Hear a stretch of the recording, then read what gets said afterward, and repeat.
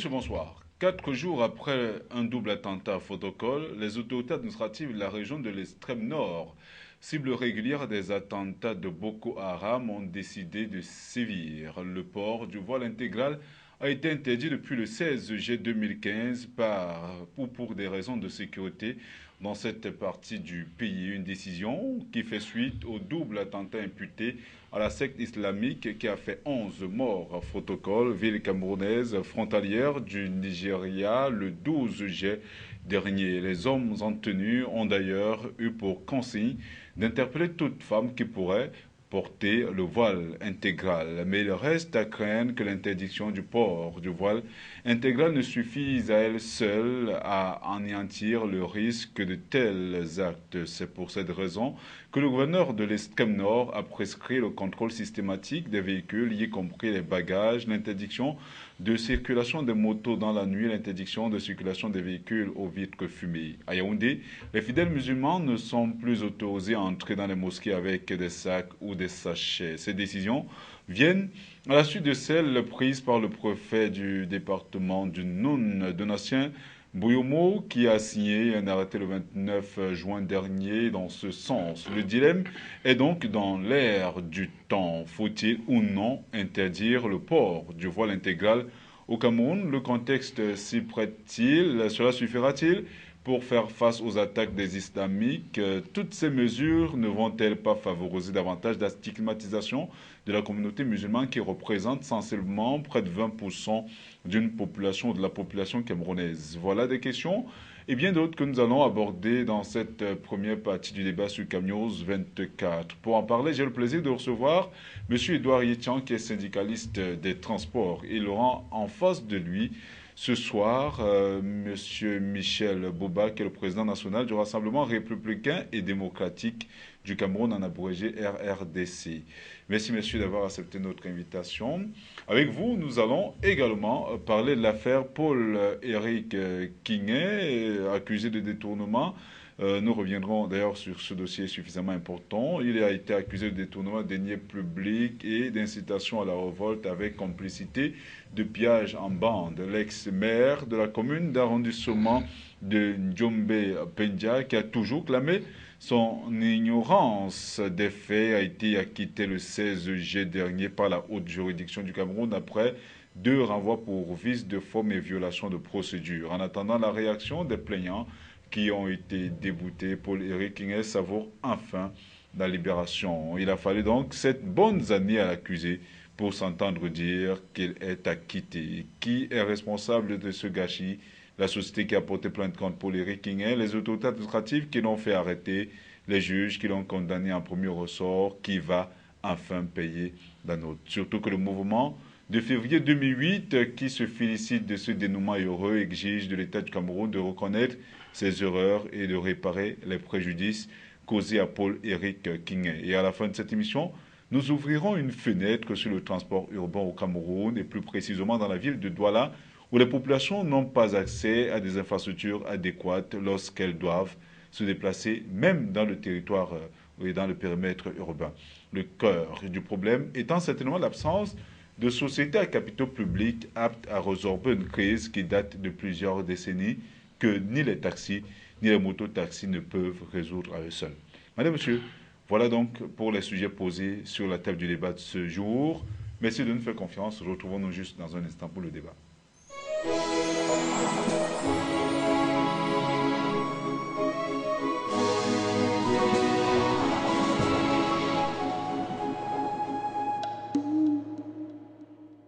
Je le disais en titre, 4 jours après le double attentat de Fotokol, les autorités administratives de la région de l'extrême nord, cible régulière des attaques de Boko Haram, ont décidé de sévir. Le port du voile intégral a été interdit depuis le 16 juillet 2015 pour des raisons de sécurité dans ce pays. Cela va également avec toute une batterie de mesures qui a été prise par les autorités compétentes. Monsieur Edouard Yetian, vous avez également suivi le décor qui a été planté ainsi que l'actualité autour des attentats kamikazes de Fotokol. On est également revenu sur la décision ou sur l'arrêté prise par le préfet du département du Nord, Donatien Bouyomo. Faut-il de but en blanc, faut-il ou pas interdire le port du voile intégral? Ben, merci, je salue votre nombreux téléspectateurs. Je salue également le président Bouba et vous-même sur le plateau. Voyez-vous, moi j'ai coutume de dire, il vaut mieux dénoncer. Il vaut mieux une dénonciation erronée que pas de dénonciation. Parce que la personne que vous dénoncez, dans le contexte actuel de notre pays qui subit une guerre injuste venant des extrémistes religieux du Nigeria, la situation n'est plus normale.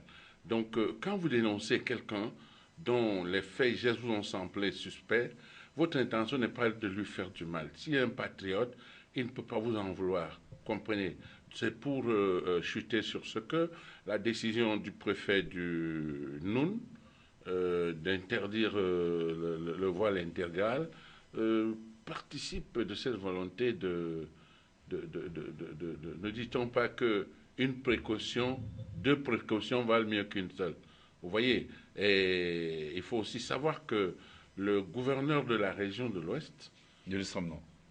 hein, De l'extrême nord. de l'extrême nord, de l'Ouest plutôt, Hmm. l'actuel gouverneur de l'extrême de nord vient de l'extrême nord. Ah, d'accord. Il y a une permutation avec le gouverneur de l'extrême nord actuel qui était à l'ouest, Oui. parce que les services spéciaux ont constaté que la communication dans cette partie du pays se faisait en langue vernaculaire. Et comme l'actuel gouverneur de l'extrême nord a été préfet, il a fait la préfectorat dans pratiquement toute cette région, était la personne indiquée. Vous voyez que depuis qu'il est arrivé là-bas, il y a une certaine stabilité ajoutée à l'extrême vigilance de nos forces de défense et de sécurité. Donc vraiment, le gouverneur de l'Ouest qui est venu de l'extrême nord ne pouvait que pousser ses collaborateurs à ce type de mesures qui, voyez-vous, ne sont pas dénuées de sens. Voilà. Le contexte s'y prêtait-il, Michel Bouba? Oui, déjà, merci de m'avoir invité hein, face à un aîné, un grand frère, qui est, j'appelle souvent le chef, et bonsoir à tous les téléspectateurs qui nous suivent. Mais ce qu'il faut dire sincèrement, n'est-ce pas, le Cameroun est en train de traverser une période, n'est-ce pas, de sécurité sans précédent. Et je crois que cette mesure, elle est salutaire, bien que moi je trouve que c'est une mesure minimale, parce que là vous avez d'entrée de jeu évoqué, n'est-ce pas, une batterie de mesures qui a été prise par le gouvernement, n'est-ce pas, pour les questions de sécurité, que ce soit sur le territoire national ou dans certaines zones du Cameroun. La même mesure a été prise dans l'extrême nord. Dans l'extrême nord, le gouvernement de l'extrême nord a toujours demandé aux différents musulmans, parce que c'est une zone qui est à près de 75%, n'est-ce pas, constituée des musulmans. Donc le gouvernement de l'extrême nord a pris les mêmes mesures et je crois que ces mesures, c'est des mesures que je trouve très minimales. Il faut prendre plus de mesures que ça, mais c'est déjà salutaire parce que le Boko Haram opère dans des stratégies et dans des méthodes non conventionnelles. C'est-à-dire que ça appuie sur des mesures d'ailleurs qui sont prises par le gouvernement. Personne ne savait. Personne ne savait que le Boko Haram devait passer au plan B, c'est-à-dire que faire habiller des gens, n'est-ce pas, qui portent la burqa ou bien le voile intégral pour transporter des bombes qui allaient les faire exploser ailleurs. Il y a aussi des sacs à main qu'on tient, il y a des paquets, il y a même les sacs d'arachide et tout ça qu'on transporte de l'extrême nord, du nord pour amener dans d'autres régions. Donc, c'est une mesure, c'est l'une des premières mesures qui est salutaire et que cette mesure doit être appliquée, mais ce qu'on craint de plus, ce que je crains en tant que citoyen camerounais et patriote, c'est qu'il y a l'instrumentalisation, n'est-ce pas, de cette histoire-là, c'est-à-dire de ces mesures qui sont prises. Et même que ce soit même une attaque verbale, ou bien une récupération de certains groupes. En tout cas, nous reviendrons sur ces différents aspects. Tout à l'heure, vous sembliez parler là de stigmatisation. Cela fait partie de l'une de nos préoccupations. Monsieur Edouard Yetian, est-ce que cela suffira pour annihiler quelque peu les attaques des islamistes? Eh bien, les attaques des islamistes, c'est quelque chose de très difficile à annihiler. Vous n'avez qu'à voir ce qui s'est passé en Algérie il y a quelques jours. Des forces spéciales allaient récupérer les leurs trois, au nombre de trois, tombés sur le champ de combat. Et puis, ils sont tombés dans une embuscade terrible. Et on a battu des Algériens qui ne voulaient que la paix dans leur pays. Et c'est comme ça. Donc, c'est dire qu'il ne faut pas croire que nous, qui ne sommes qu'au début d'une telle aventure, nous allons avoir le outrecuidance de dire que nous maîtrisons tous les leviers utilisés par cette nébuleuse-là. Donc, ce qui est fait déjà est bien. J'en appelle à tous nos compatriotes et tous ceux qui habitent sur notre territoire national que c'est ici qu'ils trouvent leur gagne-pain. C'est ici qu'ils réussissent leurs affaires. De grâce qu'ils aident, qu'ils dénoncent. Il vaut mieux une dénonciation erronée que pas de dénonciation. Vous comprenez? Donc, moi, j'ai confiance à nos hommes habillés sur le terrain. On a la Sûreté nationale, on a le CED, on a la DGRE et on a nos armées qui font du très bon boulot. Là, on n'a qu'à voir avec cœur enclin. Les populations ont participé à cette quête nationale pour manifester notre soutien à nos forces de défense et de sécurité et aux populations victimes de cette terreur le long de la frontière. Michel Bouba, quand même, quand on regarde la violence avec laquelle les actes ont été commis à Fotokol, quand on interroge même, d'ailleurs sur ce plateau même, dimanche dernier, nous parlions de ce sujet et on se demandait si les Camerounais avaient de fortes raisons d'avoir peur. Alors quand on regarde tous ces faits-là, est-ce que l'armée camerounaise ou le Cameroun a la capacité de faire face à cette guerre asymétrique? Oui, ça c'est autant de questions qu'on peut se poser. Hein. On peut se poser connaissant qu'il y a un an jour pour jour, n'est-ce pas, l'épouse du vice-premier ministre, M. Amadou Ali, était enlevée. Il y a des Chinois qui étaient enlevés et puis beaucoup d'autres Camerounais. C'était toujours à Fotokol. J'ai dit un an jour pour jour. Et nous constatons que c'était toujours à la période du Ramadan et que le gouvernement n'a rien fait pour prendre des mesures adéquates parce que le gouvernement n'anticipe jamais dans le cadre de la sécurité pour protéger les Camerounais. Mais quand il faut protéger les siens, ceux qui leur sont proches et mettre des moyens au paquet, ils le font. Donc, il y a une crainte, il y a une véritable crainte au cœur de la population. Il y a même une débandade à l'extrême nord, il faut aller voir. Et je suis encore surpris doublement qu'il y a même certaines mesures telles que le scanner, le scanner et même les caméras de vidéosurveillance qui ne sont pas encore mises à l'extrême nord et dans les frontières. C'est-à-dire que dans les zones qui sont généralement frappées, n'est-ce pas, et contrôlées par le Boko Haram. On n'a pas encore fait ça. Et on se demande pourquoi. Mais on est en train de sécuriser la capitale économique, on est en train de sécuriser la capitale politique et même certaines villes, certaines régions du Cameroun. Mais on a l'impression que la zone du nord et l'extrême nord, et ce qui entoure Boko Haram, est délaissée. Donc, il y a vraiment à craindre. Parce que quand les gens, parce que moi je parlais de tout à l'heure de l'instrumentalisation de la récupération, quand les gens vont se sentir blessés au plus profond d'eux, ces gens vont commencer, n'est-ce pas, à descendre parce que vous savez qu'il y a l'exode rural. La plupart, si vous observez dans la capitale économique, la plupart des nordistes, des gens qui sont à l'extrême nord, se retrouvent dans la capitale économique et même dans d'autres régions. Ils descendent déjà. Alors, je crois qu'il y a des mesures fortes qu'il faut prendre et ces mesures fortes ne sont pas prises. Et on s'interroge pourquoi est-ce que le président Biya, n'est-ce pas, et tous les autres chefs de l'État de la zone CEMAC et même y compris le Nigeria, ne prennent pas des mesures rapides. Il y a des réunions qui sont tenues. Il y a des sommets qui sont tenus pour prendre des mesures. Ça fait combien de mois ces mesures ne sont pas prises? Pourquoi ces mesures ne sont pas mises en application? On avait dit que les différents États concernés par l'affaire Boko Haram devaient mutualiser les forces. Et il y a même une quête qu'il fallait faire, je crois que ça devait atteindre 50 milliards. Et même des armes et tout qu'il fallait qu'on achète et que ces gens se mettent au travail. Mais on constate que le Niger aussi a été frappé, parce qu'il ne faut pas l'oublier. Boko Haram a frappé au Niger et l'armée nigérienne a aussi tué certains éléments de Boko Haram. Au Nigeria, ça a été frappé. Ils ont été frappés. Au Tchad, ça fait un double attentat. Et au Cameroun, voilà déjà aussi un attentat. Donc, que font ces dirigeants? Que font ces gens qui ont la possibilité et les moyens pour pouvoir protéger la population? On reviendra sur les solutions peut-être tout à l'heure. Monsieur Douaïchan, vous avez quand même compris la préoccupation de Michel Bouba. Quand on regarde, je le souligne encore avec beaucoup d'emphase, l'ampleur des dégâts. Il fallait voir. Les images, elles sont suffisamment choquantes. Quand on regarde également ce qui s'est passé ailleurs, est-ce que les Camerounais de Fotokol ont de fortes raisons d'avoir peur, et même des autres parties du pays? Le phénomène de l'exode rural aidant pour l'essentiel. Bon, partout où il y a instabilité, les gens doivent avoir peur. À plus forte raison quand c'est une affaire contre une nébuleuse asymétrique dans toutes ses façons d'opérer. Non, il ne faut pas la panique, il ne faut pas céder à la panique. Je comprends, M. Bouba est un homme politique, il voudrait enfoncer le clou pour que ce qui est fait déjà soit renforcé. Mais dire qu'on ne fait rien, ce n'est pas sérieux non plus. Nous faisons beaucoup.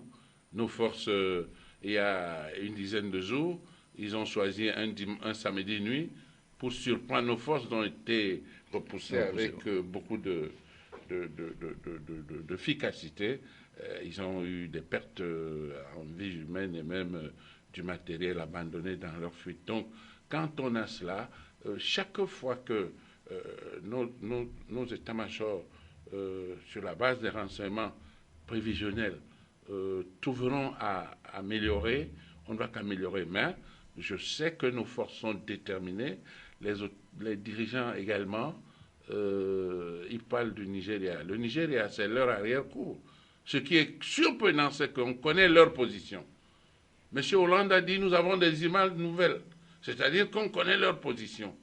Ne peut-on pas, à partir d'une attaque aérienne du genre que fait l'Arabie Saoudite au Yémen, les écraser complètement?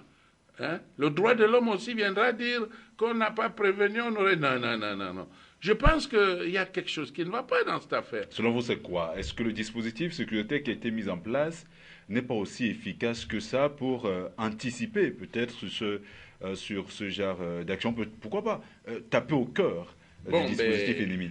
Vous voyez, il y avait déjà un président moribond au Nigeria. Vous n'avez qu'à voir. M. Buhari vient de révoquer, pas seulement relever, révoquer 6 chefs de guerre là-bas, parce que la porosité de leur ligne était tout simplement troublante. Ça veut donc dire qu'on a un président décidé à en découdre avec le Boko Haram. Cette décision est forte. Et jusque-là, il n'y avait pas de coordination entre les 5 armées, ou même 6, puisque le Bénin entre dans le jeu également. La rencontre de Abuja dernièrement a abouti à ce que c'est le Tchad qui est choisi comme base de cette opération. C'est un général nigérian qui va le diriger. Oui. Le Cameroun assure la deuxième place. La deuxième place. C'est même normal. C'est même normal au regard des potentialités des deux pays. Et le Ramadan nous a encore fait quelque chose, c'est que Buhari va arriver ici après le Ramadan. Le Ramadan est passé hier. On parle du 29, voilà. Du 29 juillet. Voilà. Alors, il va arriver, il va en discuter avec notre président, qui a plus d'expérience politique que eux tous réunis. Vous comprenez? Alors, ils vont s'entendre comment attaquer cette histoire et les craintes de M. Bouba trouveront des solutions.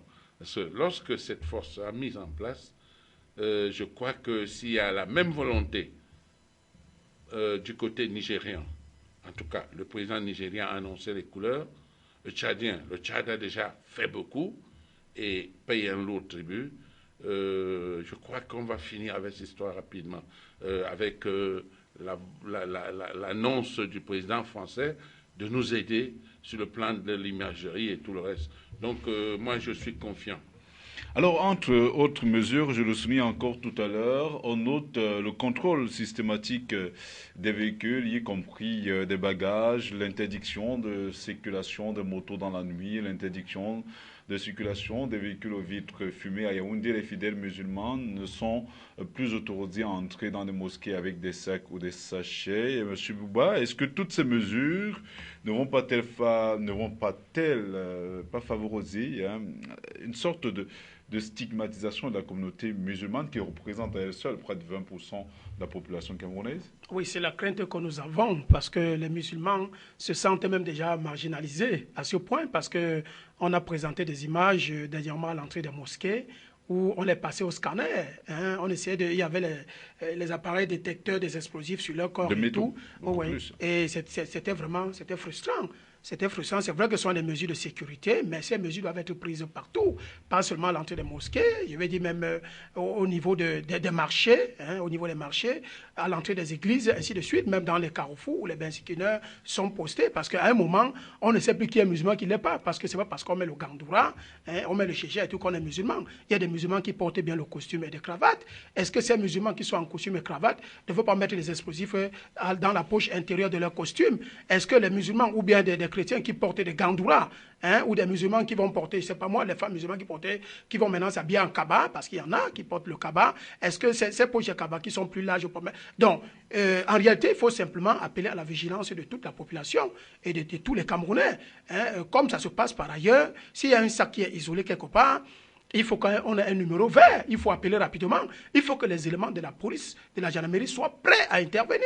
Parce que quand on appelle, par exemple, on appelle les sapeurs, on appelle la police, ils se mettent à vous poser 1001 questions. Il faut qu'ils soient réactifs, que dès qu'on les appelle, on les signale qu'il y a un sac abandonné quelque part, n'est-ce pas, qu'il soit déjà là. Si seulement ce numéro passe. Voilà, oui, si ce numéro passe. Et puis, il faut aussi, je voulais dire les démineurs, parce que quand on va commencer à enterrer les bombes et tout ça là, et il y a des nouvelles formes d'attaque, le Boko Haram, parce que Boko Haram, ces gens, ce sont des spécialistes, ce sont des êtres humains comme nous. Ils ne sont pas bêtes. Parce que nous avons cru que le Boko Haram, c'était des gens sauvages qui prennent des armes, ils ne servent à rien et tout et tout. Il y a des ingénieurs parmi eux.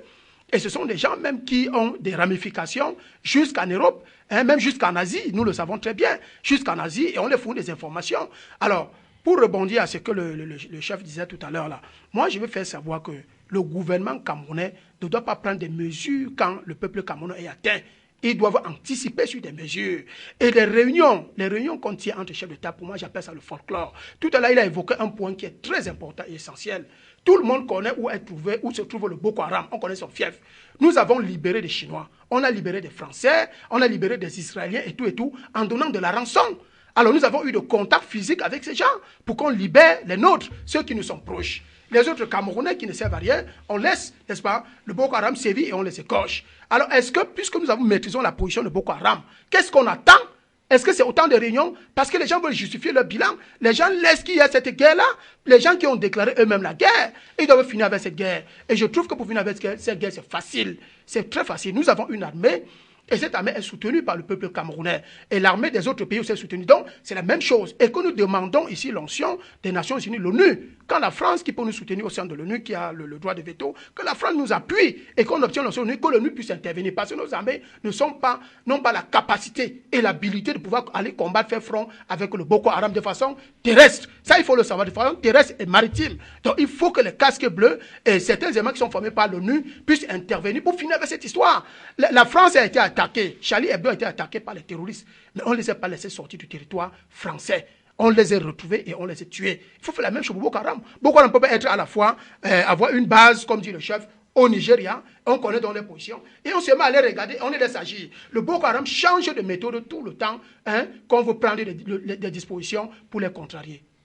Alors, ce sont entre autres des dispositions qui méritent d'être prises pour annihiler peut-être la secte islamique Boko Haram du territoire camerounais et pourquoi pas mettre à mal leur dispositif d'attaque. Mais on parlait justement de l'une des mesures qui a été prise par les autorités administratives, notamment l'interdiction du voile intégral. Hein. On sait également que beaucoup de voix se sont élevées pour crier au scandale. Certaines personnes pensent qu'il s'agit là d'une sorte d'abus de pouvoir et que cela porte atteinte aux libertés individuels liés à la foi des uns et des autres que dans un État laïque comme le nôtre. Est-ce que cette interdiction n'est-elle pas une question véritablement délicate? Il n'y a rien de délicat dedans. Aller à l'aéroport de Douala, l'accès à l'aérogare est hautement réglementé. J'étais à l'aéroport il y a de cela, c'était le 21 avril, la date d'arrivée de la dépouille de ma maman. Les hauts gradés de l'armée camerounaise, des colonels, des chefs d'escadron, venus accueillir une mission militaire chinoise, n'ont pas eu accès au rôle. Ah oui, après qu'on les a auscultés avec l'appareil détectant les métaux, un colonel en tenue, avec sa suite. On a accordé au mieux qu'ils se tiennent là, à l'entrée de l'aérogare. Il a fallu que le commissaire vienne les écouter. Le colonel a dit, j'étais avec le commissaire, discuter avec lui parce qu'il m'aidait à faciliter la sortie de la dépouille normalement. Le colonel a dit, nous avons une mission militaire chinoise qui est arrivée, nous devons les mettre en confiance. Le commissaire, exceptionnellement, après les avoir fait ausculter une deuxième fois, les avait passés par la porte de l'intérieur pour qu'ils aillent tenir compagnie aux Chinois. Vous comprenez? Et ils sont revenus. Les Chinois ont suivi le cheminement de tout le monde jusqu'à la sortie de bagages. Donc, là, peut-on dire qu'il s'agit d'une stigmatisation? Non. Non, il faut que les gens fassent attention avec les mots. On n'est pas en période normale. Si en période normale, s'il n'y avait pas l'histoire de Boko Haram, et que tout d'un coup, on décide de passer au pain fin tous les gens habillés comme les tenues sahéliennes et tout ça, on comprendrait. Ici, on est en guerre contre un groupe asymétrique dans toutes ses façons de faire. Comment vous voulez qu'on assimile les mesures prises à de la stigmatisation? Mais à l'arrivée, le président Bouba dit une chose et son contraire. Il dit qu'on ne fait pas assez, et le peu qu'on fait, il estime qu'il y a de la stigmatisation. Il ne peut pas y avoir cette stigmatisation. C'est comme si vous refuseriez de dénoncer un comportement anormal parce que vous craignez que la dénonciation s'avère infondée. Mais ce que le président Bouba semblait également souligner, c'est que cette interdiction devrait également s'étendre à d'autres vêtements qui peuvent facilement porter ou dissimuler une arme. Il a évoqué les saillons, les boubous, les gandouras, les vestes et même les vêtements de nos mamans, hein, communément appelés kaba. Bon, ben d'accord, il faut le faire. Hein. Moi, je crois que on n'a pas encore prévu suffisamment de kits pour contrer tout le monde, vous comprenez? Mais c'est surtout à l'approche des endroits qui drainent beaucoup de monde. Ne serait-ce que vous voulez assister à une cérémonie, vous voulez entrer à l'aéroport, vous passez au pain fin. Mais si vous êtes chez vous et vous voulez vous suicider, c'est la seule chose qu'on ne peut pas empêcher. Il y a des gourous qui mettent les gens dans les églises et mettent le feu, ils disent que Dieu va nous prendre près de lui et ils meurent tous là-bas dedans. C'est ça. Quelqu'un qui est un kamikaze, on ne peut pas l'empêcher d'exploser. Donc le souci de l'administration, c'est d'éviter que le grand nombre soit atteint. Vous comprenez? Donc il n'y aura pas de stigmatisation. Il n'y a même pas de stigmatisation dans le cercle restreint où ces décisions sont prises. Il y a des hauts cadres de toutes les... Mais est-ce que les musulmans camerounais, et même d'ailleurs, ne se sentiront pas quelque peu indexés, pointés du doigt? Mais attendez voir. Ne paient-ils pas là le prix de leur propre... ou de leur appartenance, par exemple? Quand ils sont venus égorger nos imams à l'extrême nord, là, c'est pourquoi? Enfin, nos imams des républicains, voyant en un pays uni, où, d'ailleurs Hollande l'a dit, le Cameroun et l'Afrique en miniature, parce que l'anglais s'y parle, le français également. Toutes les religions ayant pignon sur rue en Afrique s'y trouvent. Vous comprenez? Donc, on ne devait pas voir l'affaire sous ce prisme-là. Je crois que le 29, lorsqu'arrivera le président Boari ici, après son entretien avec notre président, la machine va prendre. Vous comprenez? Et quand on va déclencher l'assaut final sur la base de Boko Haram, il y en a qui viendront nous dire non, voilà ceux qui nous ont envoyés. Parce que la différence entre Boari et Jonathan et Belair, que je croyais mon frère de Daïdo, vous savez que nous les Daïdo, on a le nom de Belair, mon défunt chef de canton avait d'ailleurs lancé une recherche pour voir les origines de Belair. Bon, ça c'est pour s'amuser. L'armée camerounaise poursuit les Boko Haram, ils en faisaient problème.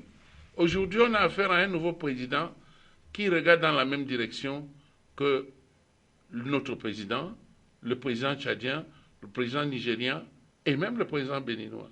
Donc, toutes les conditions sont réunies Parce que le Tchad a réussi, les troupes tchadiennes ont réussi à encercler à Baka Chikaou. Ils ont lancé un ultimatum. Jonathan Ebele a demandé aux forces tchadiennes de reculer. Vous comprenez? Donc il y avait comme une connivence entre ces gens. Nous ne cesserons de dire qu'il y a des choses qui se passent comme s'il y avait des mains étrangères qui voulaient déstabiliser le Cameroun. Après, quand on prend le Cameroun, on a pris toute l'Afrique centrale. Vous n'avez qu'à voir, tout ce qui va au Tchad, en RCA et même une partie du Congo, ça passe par le Cameroun. Donc leur souci, c'était de déstabiliser notre pays. Mal leur en a pris, on a un président clairvoyant. C'est même pour cela que le Cameroun est stable. Voilà. C'est comme on voit que des mesures importantes ont été prises au niveau de l'acheminement de marchandises, parce que le Cameroun est comme une sorte de carrefour, ne serait-ce que pour la Guinée, pour la République centrafricaine, et dans la moindre mesure le Tchad. Beaucoup de marchandises transitent par le Cameroun parce que ces pays ne disposent pas de port. Et on croit justement qu'à ce niveau, les casques bleus de l'ONU travaillent d'ailleurs à sécuriser davantage le corridor Douala-Bangui, Douala-N'Djamena, avec l'appui du Bureau de gestion du fret terrestre. Alors, le chercheur en sécurité de défense, Raoul Soumotayo, pense que le Cameroun doit prendre des mesures conservatoires. Il dit il serait irresponsable de voir ce qui se passe au Tchad et au Nigeria et ne pas agir. Les gens semblent ne pas prendre conscience de ce qui se passe du fait de la distance. Les autorités administratives doivent donner des moyens de détection de bombes aux policiers. Il salue donc l'acte qui a été pris par le préfet du Nord ainsi que les autorités administratives de l'extrême nord pour la sécurité du territoire, de leur territoire de compétence, et souhaite justement que cette mesure s'étende sur tout le territoire national. Vous avez un commentaire par rapport à cela?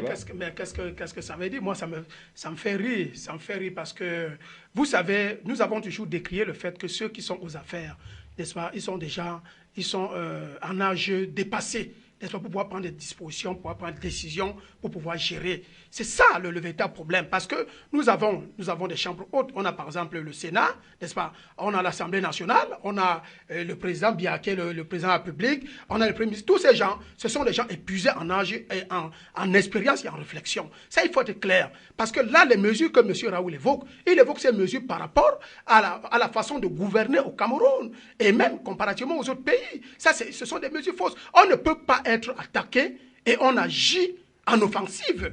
Parce que je ne sais pas, on passe le temps à dire qu'il faut détecter les bombes, il faut détecter les explosifs, il faut détecter. Ce n'est pas ce qu'il faut faire, monsieur. Il faut faire quoi exactement? Il faut aller chercher M. Aboubakar Chekaou et puis les Boko Haram. Ils sont là. Il faut aller les détruire. Vous voyez?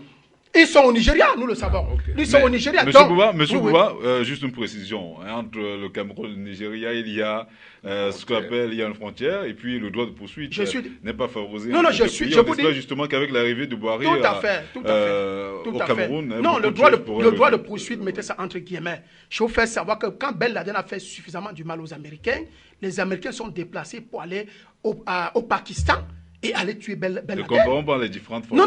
Les relations bilatérales sont aussi les relations bilatérales, nous avons des relations avec le Nigeria. Vous comprenez? Le chef, il a évoqué le fait que l'ancien président nigérian était là, il jouait sa partition. Maintenant, Buhari est là. J'ai dit, c'est pas le fait. Le droit de poursuite, quand nous sommes, je vous dis, on a enlevé des Camerounais sur le territoire camerounais par les Boko Haram. On a mené au Nigeria. Nous avons négocié la liberté de ces gens.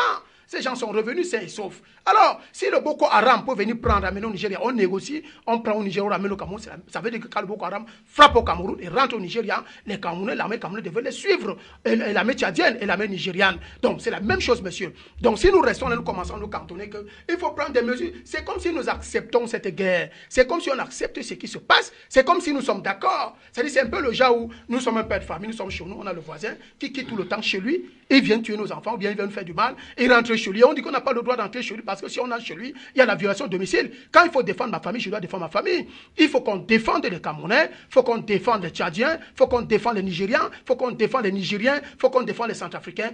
Donc, ce qu'il faut faire, ce n'est pas des commentaires, c'est qu'il faut que nos armées, les généraux, les états-majors prennent leurs dispositions et qu'ils s'entendent qu'on ait cherché Boko Haram. Nous dépensons beaucoup d'argent pour acheter ces appareils. Nos États ne sont pas faits pour la guerre. Ils ne sont pas faits pour ce genre de choses. Il faut aller chercher ces terroristes et il faut jeter. On avait jeté le napalm au Cameroun.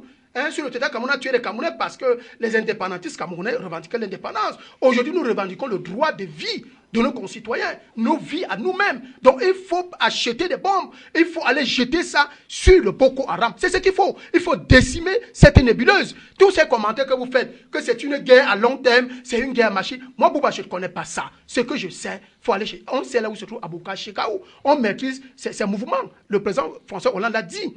Ils ont le drone qui contrôle la zone et qui a la position de ces gens. Alors, nous avons des accords avec la France, les accords de paix, les accords de guerre avec la France. Alors, entendons-nous avec la France, on a l'habitude de la matière première, et ils ont l'habitude, ils ont beaucoup de marchés chez nous, ils ont des contrats chez nous. Alors, on s'entend avec la France donne les renseignements, et on en finit. C'est là où il faut travailler. Il faut travailler sur ce point, monsieur. Il faut cesser de nous déranger dans ce pays, nous faire peur, créer la panique. Il faut qu'on contrôle la bombe. On ne peut pas. Nous ne pouvons pas contrôler les faits et gestes des gens de Boko Haram. Si nous restons dans l'offensive, et non d'être dans la défense, de rester dans la défensive au lieu d'être dans l'offensive, au lieu de les attaquer, alors nous allons perdre nos enfants, nous allons perdre nos proches.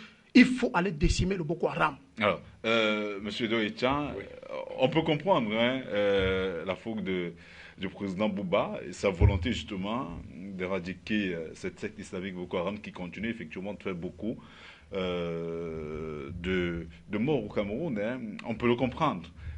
Bon, mais de là quand même à attaquer de manière aussi frontale dans le cadre des relations bilatérales, multilatérales, l'ennemi qu'est la secte islamique Boko Haram pose quand même problème.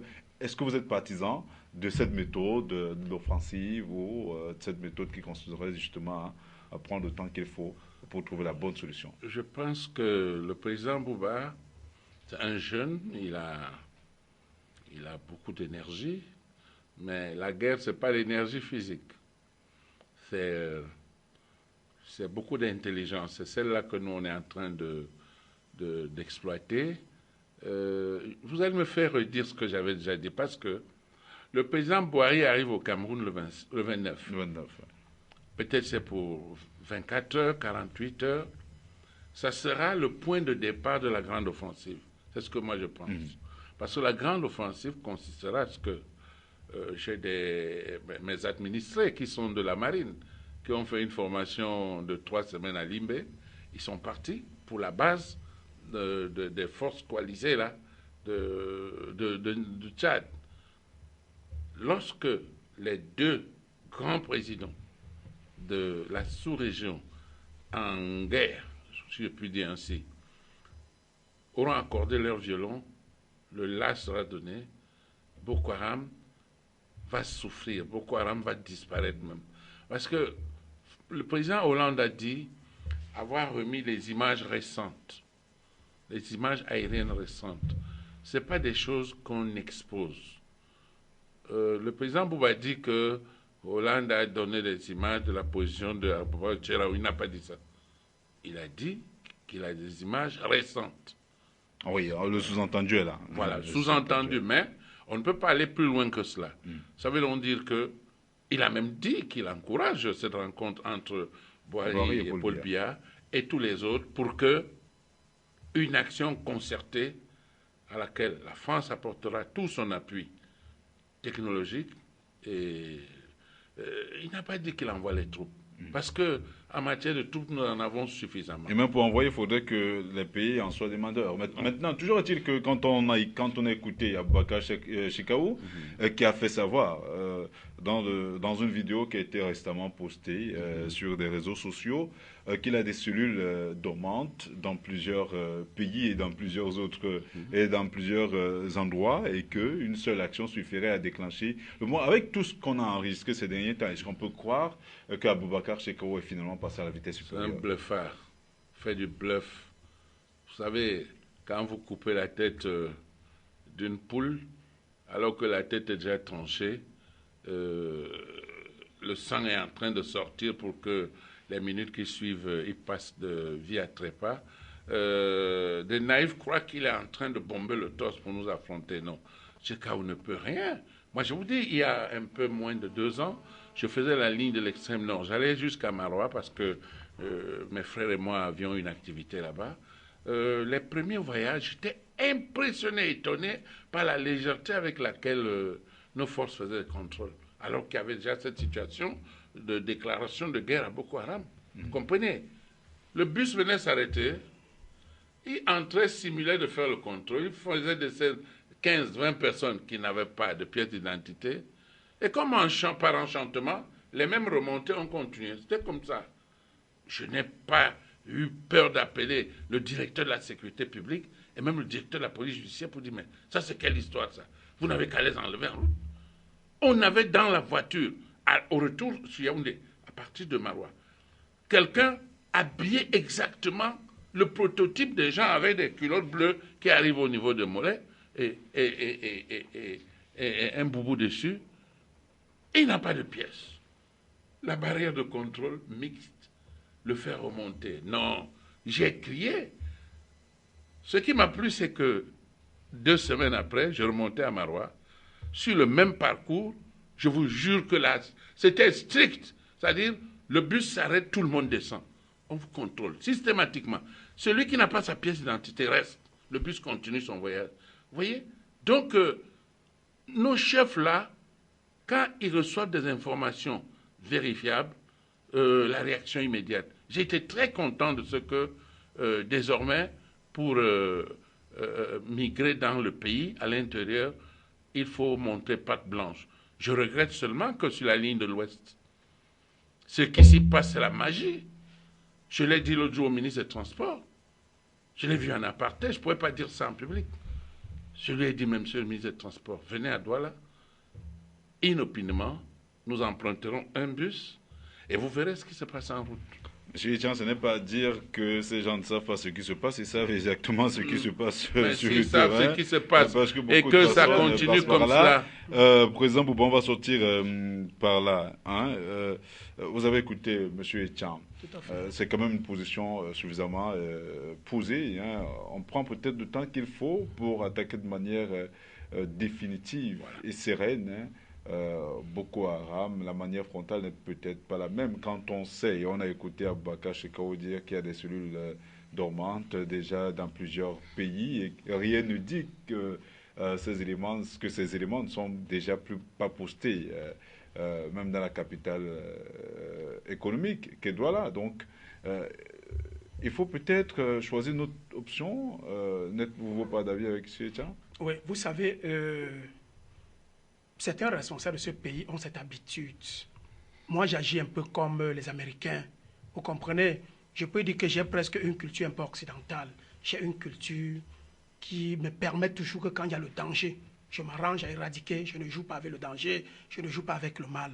Avant que le Boko Haram ne vienne s'installer au Nigeria, nos services de renseignement étaient au courant, ils avaient des informations. Il y a eu des consultations dans les services centraux, dans les services de renseignement. Ils ont eu des informations qu'il y avait des entraînements qui se passaient dans les bases du Nigeria, du Niger et du Tchad pour venir attaquer ces différents pays, en l'occurrence le territoire camerounais. Ils le savaient, les gens, ils ont passé le temps à jouer. Oh, on ne peut pas, le Cameroun, c'est un pays sécurisé. Nous ne sommes pas plus sécurisés que les États-Unis. Nous ne sommes pas plus sécurisés que la France. Mais quand il y a une nébuleuse comme cela, il faut prendre tout au sérieux. Aboubakar Shekau, il y a peut-être 1 an, ou un peu plus d'1 an, jour pour jour, il avait adressé un message au président Paul Biya. Mais quand il y a eu crevaison dernièrement de la roue du chef de l'État, il y a eu plus de 300 personnes qui sont venues le protéger. Mais quand Aboubakar Shekau dit qu'il va tuer des Camerounais, il va tuer des Nigérians, des Tchadiens, bon, les gens disent non, il n'y a pas de problème parce que ce ne sont pas leurs enfants, ce n'est pas leur vie qu'Aboubakar Shekau va prendre. Il n'est pas en train de jouer. Personne ne savait qu'il pouvait avoir cette attaque à Fotokol, ou bien qu'on pouvait frapper N'Djamena avec cette cohorte de sécurité qu'il est en train de nous citer là. Je crois qu'il faut prendre au sérieux, n'est-ce pas, ce groupe terroriste qui attaque le Cameroun et qui attaque les autres pays. Il faut prendre ça au sérieux. Il faut dire aux Camerounais que c'est sérieux. C'est quand vous dites aux Camerounais que c'est sérieux qu'ils vont dormir avec un œil ouvert. Je ne connais pas un bluffeur, comme assemblée dit M. Etienne. Non, il n'est pas en train de bluffer. S'il dit qu'il est une dormante, Aboubakar Shekau n'agit pas tout seul. Il a prêté allégeance dernièrement à l'État islamique.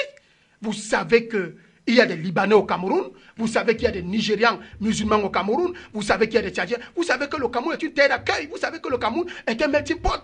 Et au Cameroun, on ne sait pas qui est qui. Vous savez qu'il y a beaucoup d'étrangers qui ont la quarantaine camerounaise. Et il y a beaucoup d'étrangers qui ont le passeport camerounais. Il a parlé des contrôles qui sont pour eux, et ainsi de suite. Donc, moi, je prends ça au sérieux. Je dis, si on attrape un enfant de ces gens-là, c'est là où ils vont sortir les hélicoptères pour survoler l'espace et frapper ces gens pour libérer les enfants. On a vu comment ils l'ont fait pour les autres. Donc moi, je dis aux Camerounais qui m'écoutent et aux jeunes que la menace qui est faite par Boubacar Chakou est une menace sérieuse. Et il faut que vous preniez des dispositions, que vous collaborez avec les forces, n'est-ce pas, les forces de défense, que vous donnez le renseignement aux autorités. Et je dis à ceux, les hommes en tenue, les forces de défense, que soyez réactionnaires. Si on vous annonce qu'il y a un problème quelque part, allez là-bas, ne dites pas que c'est le bluff. Même si c'est le bluff, faites quand même votre travail. Il s'agit de ça, monsieur. Parce que sinon, nous serions surpris un jour. Voilà le Carrefour de Koti, nous avons traversé le Carrefour. Il y a près de 1400 personnes qui traversent le Carrefour de Koti en 24 heures. Mais je n'ai pas vu un véritable contrôle au Carrefour de Koti. Bientôt, on va utiliser les bensikineurs dans ce pays qui est un métier que les Yétians ont reconnu légalement, qui doivent fonctionner. Hein? Donc, c'est sérieux. Et moi, je prends ça au sérieux. Et je dis, il faut que le président Biya, qui est l'exécutif, qui est le chef des armées, qu'il multiplie des efforts. Vous comprenez? Qu'il multiplie des efforts, qu'il demande à l'armée d'être plus efficace. Et nous saluons cette armée. Ces jeunes du BI qui sont mes amis, qui sont certains mêmes militants que j'ai appris, qui sont morts au front, n'est-ce pas? Moi, je les encourage et de continuer à se battre. Mais je dis, ça ne suffit pas. Le régime ne fait absolument rien du tout. Oh là là. Rien du tout. Ils doivent faire plus que ça et mieux que ça. Parce que je sais qu'ils peuvent le faire. Oui, quand un enfant, quand un enfant peut avoir 15 suivants, s'il vient avec 8 suivants, vous n'allez pas dire qu'il a fait quelque chose, ou 10 suivants, vous devez lui dire, monsieur, tu n'as rien fait. Donc, je crois que nous sommes capables de faire plus que ça. Il faut que nos forces de défense, que nos autorités, pas les forces de défense, par les forces de défense n'ont pas de problème. Il faut mettre le matériel à disposition, il faut mettre tout ce qu'il faut à la disposition, et il faut que nous sachions que grand frère Yétian, il faut que nous sachions que la situation est grave, très grave. Vous avez dit tout à l'heure que le Cameroun est visé. C'est vrai que le Cameroun est visé. Mais quand on dit que quand un chef comme ça, qui a des complices sur le territoire camerounais, parce que le président Biya a leur nom, je ne sais pas ce qu'il attend pour faire, il a commencé à censurer les colonels, ça ne suffit pas en utilisant le problème des efforts de guerre. Le président sait qu'il y a des hommes très élevés dans l'armée qui sont en complicité avec ces forces obscures. Et donc, nous, les jeunes d'aujourd'hui, nous nous battons pour la stabilité de ce pays et pour la paix au Cameroun. Donc, il faut que le président prenne des dispositions. Quand il va rencontrer Boari, le président nigérian, qu'il prenne des décrets d'application qui vont donner tous les pouvoirs aux forces de défense et aux renseignements généraux. C'est compris, monsieur Etienne. Bon, ben, je dis que l'enthousiasme du président Bouba, c'est perceptible dans ses propos. Non, ce n'est pas comme ça que ça se passe. Vous dites que vous êtes passé à Ndokoti, vous n'avez pas vu de force. Vous pensez que les forces spéciales mettent des tenues? Je ne parle pas des forces spéciales. Mais, justement... Il n'y a pas de camarades. S'il vous plaît, oui. les forces spéciales sont partout. Partout, je peux vous le dire. Elles sont partout. Elles vous côtoient. Que quelqu'un essaye de poser un acte délictueux, vous allez voir comment... vous attendez qu'on pose l'acte? Non, mais attendez. Les gens se promènent en Ndokoti avec des sacs d'eau, j'ai vu. J'ai vu au moins une dizaine de personnes. Non. Et si on sort d'ici, je peux vous montrer des gens qui se battent avec des sacs d'eau. Ils ne sont pas interpellés. Attendez, monsieur Bouba. à la fois, vous vous plaignez de la stigmatisation, et puis vous voulez qu'on se mette dans une situation comme... même quand il y avait guerre au Cambodge et au Vietnam, on ne faisait pas ça. On te suit à distance et on te prend au moment où tu veux poser ton acte. Parce que s'est-il passé en 83 lorsque le colonel Meka, devenu aujourd'hui général d'armée, il était directeur de la sécurité présidentielle. Il avait en main des éléments indiquant une tentative de putsch. Il a anticipé. Ça lui a créé trop de problèmes. Après, on a compris qu'il avait raison. Mais pour avoir anticipé, ce n'est pas le mode de fonctionnement de notre président. Le président a une autre méthode, qui est même la bonne. Depuis 2010, on sait qu'il y a un complot géant qui était monté contre le Cameroun. Lorsque M. Marafa Hamidou Yaya annonce sa candidature à la présidentielle, vous pensez que c'était pour aller gagner l'élection? C'était pas de manière directe. Hein. Oui, mais c'était cela. En fait, il voulait... Mais l'oiseau a vu le caillou. Il a pris les dispositions pour le contrer. On voulait créer une situation au Cameroun qui permette les candidatures libres. Il se serait présenté pas pour gagner, mais juste qu'après la proclamation des résultats, il conteste. Il y avait 6 000 mercenaires à la frontière du Tchad et du Cameroun. Vous savez ça, et du Soudan. pour venir envahir l'extrême nord. C'est dans cette logique. Je suis sûr que l'information a été évoquée vous dites sur les réseaux sociaux. Bon, mais peut-être les services de renseignement y ont travaillé. L'affaire mais justement, parce que lui croit qu'on ne voit pas ces choses venir, on les voit venir, mais on essaye de voir le pour et le contre. Faut-il anticiper et ne pas pouvoir... Si tu mets tant de moyens pour repousser les gens à 10 km à frontière et qui s'y cantonnent, tu es mort. Il vaut mieux ne pas donner l'occasion que ça éclate et garder toutes tes forces intactes pour que le moment venu, tu donnes le coup fatal. Donc, moi, je ne voudrais pas dire que vous n'avez pas raison de critiquer. J'espère que les gouvernants de ce pays sont en train de suivre cette émission, mais qu'ils soient plus réactifs, comme tu l'as dit. Réactifs. J'ai eu un incendie tout à l'heure, j'appelle le 117, ça ne passe pas. J'appelle le 118, ça ne passe pas. Heureusement que j'ai eu le commissaire du 9e qui, par quelle alchimie a pu les avoir, ils sont venus. Voilà autant de choses. On ne peut pas comprendre qu'il y ait des lignes où on puisse avoir les forces de sécurité pour des interventions. On appelle, ça ne passe pas. C'est ça que je déplore. Voilà. Oui. Voilà, c'est compris. Hein. C'est clair que les uns et les autres ont tiré le meilleur parti justement de ce débat. Des efforts sont faits, bien que le président Bouba l'a d'ailleurs admis. Hein, mais il faudrait que ces efforts soient davantage multipliés pour permettre aux Camerounais de vivre dans la quiétude totale. Et d'ailleurs, la féliciter les forces de maintien de l'ordre qui abattent un travail remarquable au niveau de nos frontières. On espère qu'avec l'arrivée du président Bouhari au Cameroun, les choses vont davantage se préciser et la coalition contre la secte islamique Boko Haram va véritablement prendre corps et que des attaques asymétriques comme celles que nous avons vécues le 12 juillet dernier pourraient peut-être connaître davantage d'échecs. Hein. Des dispositions sont prises dans ce sens, a-t-on appris.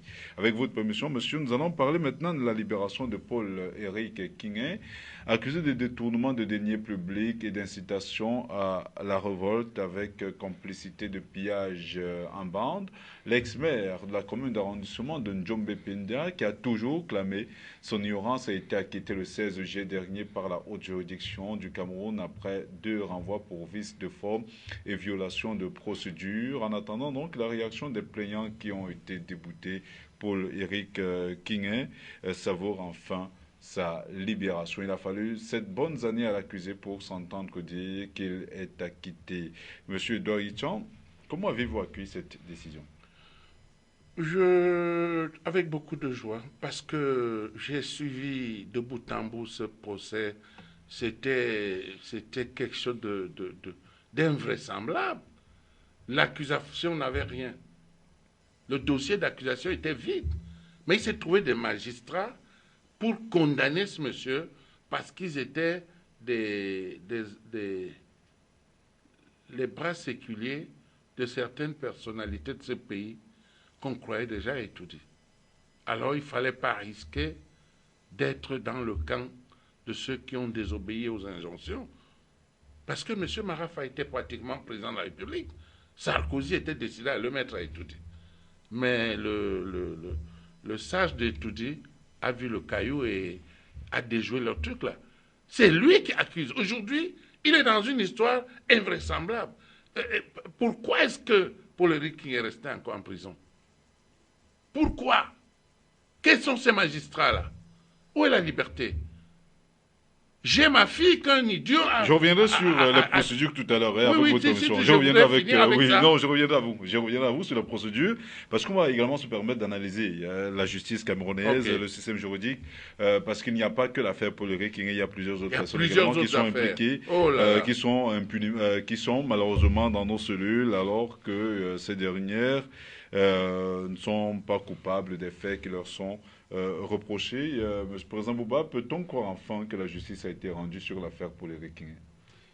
Oui, on peut dire ouf parce que tel que vous avez présenté le problème, Paul-Éric Kingin, et tel que nous l'avions vécu de bout en bout, parce qu'il faut reconnaître que c'est parti de février 2008. Oui, les émeutes de la faim. Voilà, les émeutes de la faim, et qu'il était même l'ami de la période de Banga, donc dans le même département. Ils sont retrouvés tous en prison. Non, c'est vraiment déplorable et c'est triste. C'est triste parce que On a l'impression que dans les différentes chambres, c'est-à-dire que la première instance, la grande instance et tout, les choses ne sont pas faites là-bas, comme si les magistrats qui s'y trouvent ne sont pas des magistrats libres, un peu comme s'ils sont liés, n'est-ce pas, je ne sais pas, ils reçoivent des instructions et ils agissent au nom de certaines personnes ou bien de certains groupes. Et qu'à la Cour suprême, c'est là où qu'en réalité, les choses sont bien vues. Et que les gens qui sont à la Cour suprême peut-être portent les lunettes comme moi. Donc quand ils lisent les dossiers, ils voient plus clair. Ça, c'est autant de surprises. Autant de surprises que la même Cour suprême condamne certaines personnes et que nous pensons que ces gens ne devaient pas être condamnés, devaient aussi être libres comme Paul Henri-Kingué. Mais le cas de Paul Henri-Kingué est un cas comme autant d'autres cas, donc ça nous frise. Et ça fait en sorte que moi, personnellement, je sais que la justice camerounaise n'est pas libre. Nous parlerons de la justice. Voilà. Monsieur Etienne, qui est responsable de ce gâchis? La société qui a porté plainte contre Paul Henri-Kingué, les autorités administratives qui l'ont arrêté, les juges qui l'ont condamné en dernier ressort. Qui va payer la note finale? L'État? Mais bien sûr que c'est l'État du Cameroun. On ne peut pas bousiller la vie de quelqu'un comme ça. Paul Henri-Kingué a perdu son fils de 3 ou 4 ans. Il n'a même pas été autorisé d'aller assister à son enterrement. Ah, ben c'est incroyable. Ils n'ont pas de cœur, ces gens. Il faut leur faire ça très dur. Cette justice aux ordres, là. Le président dit que la justice est libre. Mais ils ont peur de leur ombre, ces gens. Ils ne sont pas capables de se... Parce que M. Maraf a derrière un dossier... vous parlez des autorités administratives, vous voyez un sous-préfet ou un préfet, un gouverneur, prendre le contre-pied du ministre, du tout-puissant ministre d'État en charge de l'administration territoriale et de la décentralisation. D'alors. D'alors. Et il pouvait que avaler les couleuvres. Et voilà le dégât que ça a posé. Je suis sûr que si le gouverneur de cette époque-là avait dit non, cette affaire n'est pas claire, nous nous en remettons à la Cour suprême, ça se serait arrêté. Moi, j'étais en Consamba pour d'autres affaires.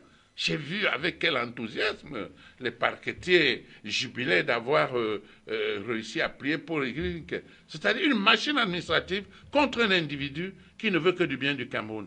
Il faudra désormais qu'on sache que ces gens qui ont des privilèges énormes, ils n'ont pas intérêt à ce que la situation au Cameroun change. Le changement en bien serait la fin de leurs privilèges. On sait également que le mouvement de février 2008, qui se félicite d'ailleurs de ce dénouement heureux, exige de l'État camerounais de reconnaître ses erreurs et de réparer les préjudices causés à Paul Henri-Kingué. Peut-on espérer que Paul Henri-Kingué rentrera dans son droit? Parce qu'on parle quand même de plusieurs centaines de millions de francs CFA qui pourraient être déboursés par l'État de Cameroun. Mais plusieurs centaines de millions de francs, c'est insignifiant par rapport au fait qu'on prive quelqu'un de 7 ans de liberté. 7 ans de liberté et qu'il perde entre autres son fils, il n'assiste pas à son enterrement, et puis son frère aîné, et puis bien d'autres personnes qui lui sont chères. Je crois que des centaines de millions, on ne doit pas parler d'argent, on doit parler de la justice camerounaise. Est-ce que notre justice, elle est libre? Est-ce que nos magistrats font librement leur travail? Décidément, vous êtes... on va partir. Hein. on va véritablement partir avec la justice camerounaise. Tout à fait. Parce que vous avez quelque peu éludé, tous les deux, l'affaire Paul Henri-Kingué. Mais on a quand même compris l'essentiel. Il mérite d'être dédommagé, il mérite également... S'agissant de ce que le président Bouba a dit, des centaines de millions, ce n'est pas rien. On ne peut pas réparer autrement parce qu'il y a des barèmes sur lesquels on s'appuie pour calculer les préjudices. On ne peut pas quitter ce cadre. Mais je suis d'accord avec vous que c'est quand même monstrueux que définitivement la justice camerounaise s'amende pour que de tels cas ne se produisent plus. 8 ans durant, quelqu'un crie son innocence. C'était même à combien d'années ou 6 ans, quelqu'un est passé à 15 ans. C'est-à-dire que les magistrats, à un moment, se comportent comme des diables. Ah oui. Quelqu'un a décidé d'augmenter la peine. Mais c'est incroyable, ce n'est pas les mêmes magistrats. La cour d'appel, ceux qui y sont des hors échelle comme hors hiérarchie, comme ceux de la Cour suprême. C'est les mêmes personnes. Donc, c'est triste vraiment, c'est triste cette justice. Alors, notons seulement que cette décision rendue sur l'affaire Paul Henri-Kingué nous permet également d'ouvrir une sorte ou un pan de voile sur la justice camerounaise. Monsieur Bouba, la justice camerounaise est-elle libre? Je dis non, elle n'est pas libre. Parce que si elle était libre, c'est que le plus grand magistrat lui-même serait libre de prendre certaines décisions lui-même, il a les mains liées. Je veux parler du chef de l'État, parce que le dernier conseil de la magistrature qui a eu lieu, dites-moi le nombre de magistrats qui a été sanctionné. Pourtant, il a tous les rapports. Il a le cri des Camerounais, il a les pleurs des Camerounais. Mais la décision de l'ascension dépend de lui. Ça ne veut pas dire qu'il n'est pas libre. Non, l'ascension, il avait des dossiers devant lui, il connaissait des cas patents, mais il a sanctionné un seul magistrat. Ce ne sont que des dossiers qui peut-être non, ces dossiers, ces dossiers sont pas aussi vrais que ça. Non, ces dossiers sont motivés par son proche collaborateur, le ministre de la Justice. Ils sont motivés par lui. Il a la clairvoyance là-dessus, sur ces dossiers. Et lui-même, c'est quelqu'un, c'est un haut administrateur civil, bien fait l'administration. Il sait que quand on parle de tel dossier, on parle de tel magistrat, bien sûr qu'on ne peut pas le tromper à ce niveau, mais il n'a pas sanctionné des magistrats. C'est pour ça qu'on se questionne, parce qu'il y a des dossiers qui sont confiés à certains magistrats, qui sont cotés par lui-même. Vous le savez très bien. Les dossiers, par exemple, du tribunal criminel spécial, même dans des tribunaux ordinaires, il y a des personnalités... Mais ça dit qu'il n'est pas libre. Qui, le président, bien. Mais pourquoi il ne le fait pas? Si lui-même, il n'est pas libre, parce que j'ai dit qu'il n'est pas libre, il n'est pas libre parce que lui-même, il a des combines, il a des proches, il a des gens qu'il doit protéger. C'est pour ça que je crois que c'est une copie, c'est une image que lui-même, il renvoie parfois à la justice camerounaise et que la justice camerounaise rebondit là-dessus. Moi, je prends un cas simple. Prends le cas de la libération d'Edouard Titus et de Thierry Atangana. Quand la justice camerounaise fait tout son boulot et qu'à la fin, M. Biya accorde la grâce parce que pour ses intérêts personnels. Alors vous croyez que si les magistrats ont certains dossiers ou eux-mêmes, ils ont des intérêts, vous attendez quoi? Vous voudrez qu'ils soient libres, qu'ils gèrent le dossier de façon transparente. Ils vont aussi préserver les intérêts. Donc si le cas de M. Eric Kinge, que d'ailleurs je n'apprécie pas, c'est pour ça que nous, les jeunes, nous battons pour que ce genre de système de nomenclature ne puisse plus exister. Que ces vieux-là qui ont tissé la toile d'araignée dans le fonctionnement et le fonctionnement de l'État camerounais puissent laisser la place à ceux qui peuvent apporter de la transparence et de la gestion équitable. La justice camerounaise ne peut pas être libre. Elle n'est pas libre, elle ne peut pas être libre. Et elle ne sera pas libre tant que ce régime sera en place. C'est ça la seule chose. Et que maintenant, il y a des lois cadres qu'il faut prendre. Et ces lois cadres, quand on va les voter à l'Assemblée nationale, parce qu'il faut le savoir, et ton écoton, vous savez qu'on l'avait acquitté, mais qu'est-ce qu'il a eu? Est-ce que la loi l'autorise, la loi le permet? Il faut voter des lois cadres. Et il faut voter des lois sanctions. Pourquoi c'est seulement le chef de l'État qui doit sanctionner des magistrats? Nous avons des magistrats, comme dit le grand frère là, qui sont là, que nous connaissons. Moi, j'ai des dossiers, il y a des gens, des camarades qui viennent à la réunion du parti. J'ai plusieurs dossiers entre les mains. Des individus qui sont tués dans des domiciles. J'ai dit tués, c'est-à-dire assassinés. Et qu'on porte les corps, on amène à la morgue. Il n'y a jamais eu d'enquête. C'est-à-dire qu'au niveau des auxiliaires de la justice. Donc quand nous voulons parler de la justice, il faut commencer par les auxiliaires de la justice, les commissariats, les gendarmeries. Il faut voir comment on fait des enquêtes là-bas. Il n'y a presque pas d'enquête. Les gens posent des signatures, les gens font des rapports, ils renvoient chez les magistrats. Et les magistrats, à leur niveau, n'ont pas de dossier complet, mais ça fait dessus et prennent des décisions. Donc notre justice n'est pas libre. Notre justice est liée à la gouvernance du Cameroun. M. Edouard Etienne, la justice camerounaise est-elle libre au regard des faits que nous avons présentés et au regard également des dossiers qui ont été quelque peu avancés par le président Boubou? La justice camerounaise est libre. Elle est libre parce que ceux qui font ce travail bien, personne ne les inquiète. Vous parliez de ce que le président de la République prend des décisions seul. Je vous rappelle qu'en France, M. Philippe Couroy, le pire des magistrats qui soit, d'ailleurs le Conseil supérieur magistrature en France avait donné avis défavorable. Ça n'a pas empêché le président Sarkozy de le nommer procureur près la cour d'appel de Nanterre. La cour d'appel de Nanterre étant le plus grand parquet de la cour d'appel de Paris. Sarkozy a fait un mandat, il est parti. Monsieur Biya, ça fait 33 ans. Attendez. Ce n'est pas une comparaison. Quand vous parliez, je ne vous ai pas interrompu. Non, je suis d'accord, mais je vous renvoie directement à l'ascenseur. Sarkozy a reconnu qu'il n'a pas été élu par le peuple français, il est parti. Monsieur Biya, ça fait 33 ans. Donc les décisions ne peuvent pas être les mêmes. Monsieur Bouba, permettez. C'est pour monsieur Etienne. Donc c'était pour dire que cette immixtion de l'exécutif dans le fonctionnement de la justice n'est pas une création camerounaise. Voilà un pays qui a fêté son bicentenaire il y a peut-être 20 ans, de l'indépendance, la révolution, et où on trouve un président dont même l'origine prête à confusion.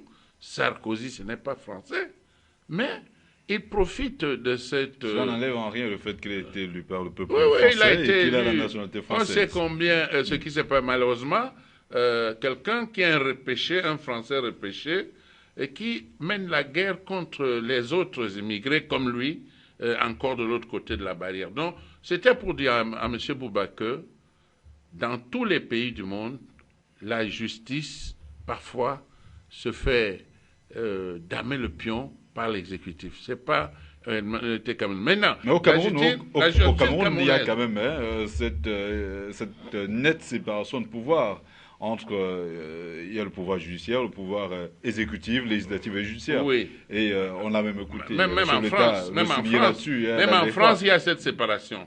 Mais il y a des cas d'exception. J'ai évoqué le cas de Philippe Kouroua, un renégat de la justice, pour lequel le Conseil supérieur de la magistrature français... On a compris, M. Etienne. Vous voyez, mais... Dans le contexte camerounais, vous dites que la justice vraiment est libre? Elle est libre. Maintenant, il y a des magistrats voyous. Des magistrats tout simplement voyous. Je n'ai pas peur de ce que je dis. S'ils m'interpellent demain, ils vont m'envoyer en prison, mais je sais que je sortirai. Vous imaginez un magistrat qui a le dossier de ma fille de 13 ans, que quelqu'un a violé, en a fait sa femme pendant 1 mois. Le dossier complet arrive au tribunal de grande instance du Vouri. Il est travaillé, ça arrive chez le juge d'instruction. Le juge d'instruction fausse tout. Il fausse tout, présente un dossier qu'il a faussé à sa collègue, le juge, qui, après des tourments, donne pour verdict que ces messieurs ne sont pas coupables. J'ai même fait une requête à monsieur le procureur général qui a été enregistré, déchargé à son cabinet, mais, semble-t-il, la requête n'était jamais arrivée dans son bureau. Il a fallu que je bouscule. Ça n'a pas empêché ce monsieur de juge d'instruction d'avoir son 4e grade. 4e grade, on l'a envoyé au ministère comme sous-directeur certainement pour l'éloigner des justiciables parce que c'est un faussaire. On le connaît, monsieur 3 millions. Monsieur 3 millions, il fausse n'importe quelle histoire. Et il passe 4e grade, on l'envoie au ministère. Vous pensez qu'il va travailler quoi là-bas? Donc pour vous, la justice camerounaise est libre, mais peut-être pas juste. Ah ben, c'est la même chose. Elle est libre, mais il y a des magistrats voyous dedans, c'est tout ce que je veux dire. Non, je ne crois pas. Je crois pas qu'il y a des magistrats. Bon, quand je parle de la liberté de la justice camerounaise, je veux parler des grands dossiers, des dossiers d'État. Vous comprenez, des dossiers politiques, des dossiers comme ceux de Rikingue, Paul Rikingue, la Piro de Banga, Atangana Mebara, vous comprenez, Abba et tous ces dossiers-là. Est-ce qu'un magistrat peut gérer ces dossiers sereinement? Parce que ce qui dit, bon, la justesse de la justice, ça dit que les magistrats voyous, non, ça c'est des cas isolés, moi je parle pas de ça. Ce n'est pas isolé. Parce que moi-même je suis victime, vous comprenez, moi-même je suis... Vous avez plusieurs procès. Oui, j'ai 13 procès politiques, je suis interpellé 269 fois, mon véhicule a été détruit ici dans une station, 2 procureurs sont assis sur le dossier. Depuis 2 ans, ça n'a pas avancé. C'est même dans le bureau du ministre. Moi, je ne considère pas ça. Moi, je ne parle pas ça. Je parle de ce qui concerne quand on prive des gens de leur liberté, quand il y a des gens qui sont décédés et que ça concerne l'État du Cameroun et que ces magistrats ne peuvent pas faire autrement. Moi, je discute avec des magistrats. Nous avons des magistrats dans nos familles. Nous avons des magistrats qui sont nos anciens camarades de classe. Nous avons des avocats internationaux qui sont nos camarades de classe qui nous parlent de la justice camerounaise, qui nous donnent le B à bas. Je dis les grands dossiers, les dossiers de l'État. Nous avons été incarcérés plusieurs fois. Moi, à Yaoundé, j'ai entendu un magistrat, que je n'ai pas cité son nom, qui est à la cour d'appel aujourd'hui à Yaoundé, qui m'a dit, Bouba, la première fois qu'il m'a interpellé, il m'a dit, Bouba, si tu remets les pieds à Yaoundé pour manifester avec tes militants, tu verras ce que je vais te faire. Je l'ai donné rendez-vous 3 semaines, je suis parti. Il m'a encore arrêté, il m'a libéré. La 3e fois, je suis reparti. J'ai 4 procès là-bas, dans le tribunal de Fundi. On n'a pas peur des choses comme ça. Mais si déjà, une affaire comme celle de la Piro Banga, Paul Rikingue, est-ce qu'un magistrat peut gérer ça sereinement? Parce que vous avez dit, c'est Marafa qui a instruit l'arrestation de Paul Rikingue. Vous comprenez? Mais après, Marafa, il est en prison. Mais ça a continué. On a continué à garder Paul Rikingue. Ça veut dire qu'aux yeux du président Biya, le chef supérieur de la magistrature, vous comprenez? Ça veut dire qu'à ses yeux et au niveau de la présidence de la République, ce dossier était un dossier fort intéressant. Il faut reconnaître que la liberté de M. Paul Rikingue, ça vient déjà du soutien que les hommes politiques ont apporté des ONG et des organisations internationales. Il a d'ailleurs reconnu ces différentes pressions qui ont apporté la liberté de M. Paul Rikingue. Maître Arissou, le notaire de Marafa, vous savez pourquoi il est en prison aujourd'hui? Maître Arissou, le notaire de Marafa. Ouais. Enfin, ce monsieur était notaire. Vous savez pourquoi il est en prison aujourd'hui? Alors, ils sont nombreux. Les Atangana Mebara, les Atangana Mebara qui sont en prison, qui ont fait 3 ans, n'est-ce pas, sans qu'il soit jugé. Mais vous savez pourquoi? Les Ababa qui ont fait des années, et Tonné Koto qui fait 9 ans ou 8 ans avant d'être libre, monsieur, avant qu'on le mette en liberté. Vous savez pourquoi il était en prison? Voilà des dossiers comme ça que je dis que les magistrats, il n'y a pas de liberté dans notre justice, monsieur. Les magistrats nous arrêtent, nous les hommes politiques, quand nous manifestons. Nous manifestons dans la rue, ils nous gardent. Ils nous disent, quand on nous garde en cellule pendant plusieurs semaines, voire plusieurs mois, ils nous disent qu'on ne peut pas vous libérer parce que nous attendons la décision de la présidence de la République. Ça veut dire que la justice camerounaise n'est pas libre. Compris, M. Bouba. Alors, quand on sait par exemple que le ministre des enseignements secondaires, lui, Bapès, avait été happé dans le cadre de l'opération Épervier, libéré 24 heures après, parce qu'une décision serait venue de la présidence de la République, alors que le juge qui l'avait condamné était convaincu justement de sa culpabilité. Une fois de plus, est-ce que la justice camerounaise est libre? Oui, elle est libre. Il s'agit d'un magistrat qui n'avait pas toute sa tête en place. Parce que quelqu'un qui bénéficie d'un décret a l'immunité du décret présidentiel. Il aurait dû attendre, présenter à sa hiérarchie ce cas, que la présidente de la République, le président de la République lève l'immunité de celui-là.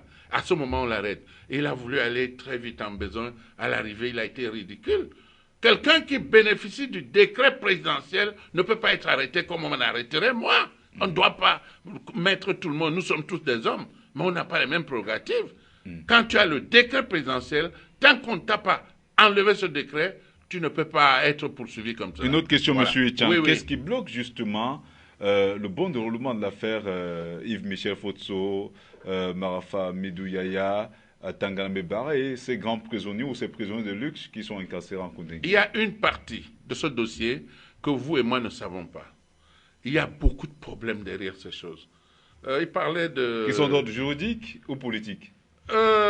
Politico-juridique. Donc, une fois de plus, la justice camerounaise n'est pas libre. Non, non, écoute, même... il y a des ramifications. Attendez, s'il vous plaît. Oui. Le président de la République, lors de la visite d'État du président Hollande, qui est un socialiste que j'ai vu dans son costume de socialiste, à l'occasion de son séjour au Cameroun, parce que partout ailleurs, il ressemblait à Sarkozy. Il n'y avait pas de discussion entre Sarkozy et lui. Mais au Cameroun, il a mis son costume de socialiste, puisqu'il a même reconnu ce que Mesmer a considéré comme un détail et que s'il fallait refaire, il le ferait sans état d'âme, et que M.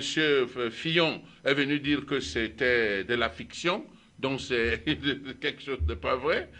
À cette occasion, le président de la République a dit, s'agissant de l'affaire de Lidien Yen, il a dit, ben écoutez, pour être bref, cette femme a eu un travail, c'était jeune dame, bon, vous m'excuserez pour les termes que j'utilise qui ne correspondent pas forcément à ceux que le président de la République a utilisés. Cette dame a eu pour travail de récupérer 2 millions dans une banque. 2 milliards. 2 milliards, autant pour moi, dans une banque et déposé au trésor. Elle a pris cet argent et a mis dans son compte. Et n'a remis au trésor que 1 milliard. Vous comprenez? Donc, c'est clair. Il a continué, il a dit, si c'était un activiste politique, on comprendrait que l'exécutif veuille neutraliser un adversaire. Vous comprenez? Il a dit. Donc, il dit que celui qui s'attaque à sa politique va le trouver son chemin. Il va utiliser tous les mécanismes pour pouvoir le nuire. Vous savez qu'un préfet peut vous envoyer en prison sans passer par la procédure judiciaire. Hein? C'est écrit dans la Constitution. Ils utilisent tout ce qui est dans la Constitution. C'est eux qui écrivent. Ils mettent des choses en leur faveur. Ils sont capables... Vous savez, avec les scandales, on arrête des bandits. On envoie chez moi à New Daido. On a arrêté un bandit. Sa maison, c'était une taverne d'Ali Baba. C'est lorsque le commissaire a dit au procureur, il fait de la résistance, il s'est barricadé, cassé. Dès qu'il a entendu casser, il est sorti, il a fait comme s'il venait se rendre, il a bondu sur les toits à 5 mètres en contrebas, s'est mis à broyer le toit des gens, courir, on a fini par l'arrêter. Il avait de l'argent à proposer. On a monté le dossier, envoyé à Bonandia. Vous savez ce qui est arrivé? On l'a libéré. Et il est venu narguer le commissaire. C'est ça la réalité de cette justice-là. Des gens qui font le faux. Alors, Président Bouba. Oui, je voulais réagir par rapport à la question que vous avez posée au chef. Au-delà de la liberté, hein, il a utilisé le terme de décret présidentiel, hein, qu'il faut d'abord lever avant d'envoyer quelqu'un en prison. Mais vous savez qu'il y a beaucoup de directeurs généraux dans ce pays. Les directeurs sont nommés par décret présidentiel, même certains chefs de service, qui sont partis de leur poste de travail tout droit vers la prison. Le cas de Guinée, par exemple, le cas de Siam Sewe, du port autonome. Hein? Voilà, donc ils sont nombreux comme ça, qui ont été nommés par décret présidentiel. C'est pas vrai. Si, c'est vrai. C'est pas exact. Oui, si, ils ont été convoqués par le procureur. Ce n'est pas vrai. Michel Fotso. Le cas Siam Sewe, ce n'est pas vrai. C'est la même chose. Siam, c'est autre chose. Oui, les Condé et tous ces gars, c'est les gars qui étaient en poste. À 13h, M. Bouba, pour ne pas désinformer l'opinion internationale et internationale. Oui, bon, ça c'est une exception. Donc ils sont nombreux comme ça. Ils sont nombreux à Yaoundé, n'est-ce pas? Mais vous parlez quand même de Guinéfa, tout à fait, qui était en poste, et même Ganou qui assumait au niveau de quoi, Kamer Kola, l'ex-Kamer. Ngamou Amani. Oui, Ngamou Amani, qui est parti en prison, on les a pris là-dedans. Ils sont nombreux, c'est pas comme décret présidentiel. Je vous ai dit, il faut qu'on essaye d'être clair. Monsieur Mbapes, sous la motivation du ministre de la Justice, c'est lui qui transmet le dossier à ce procureur et qui lui donne l'ordre d'envoyer M. Mbappé en prison. Et il y a les affinités. Le président Biya, c'est quelqu'un qui crée. Le président de la République, vous comprenez? Vous faites de l'amalgame. C'est pas l'amalgame. Sur la plupart des dossiers, le président de la République, c'est lui qui crée des entorses au niveau de la justice.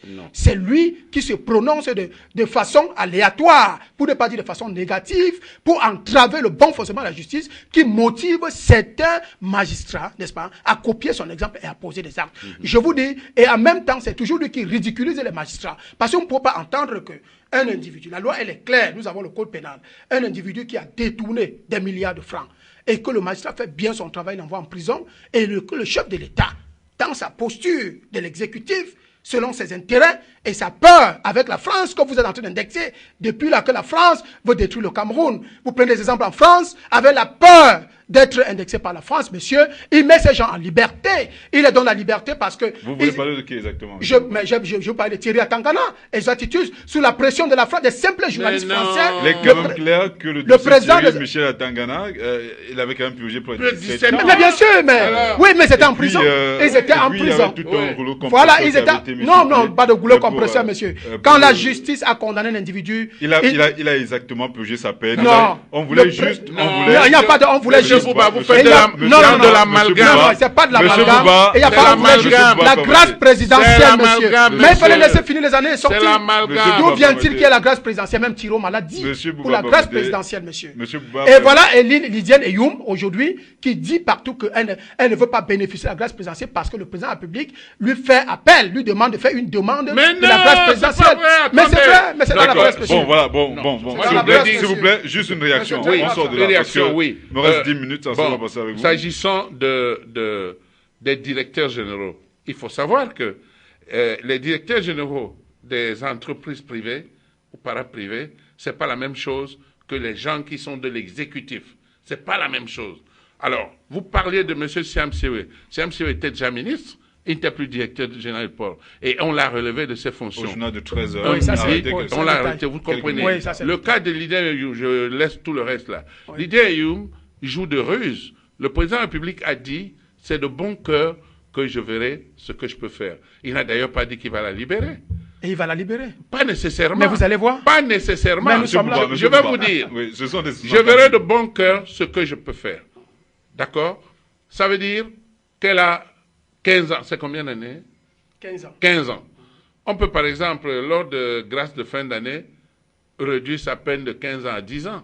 Et l'année prochaine, on la libère totalement.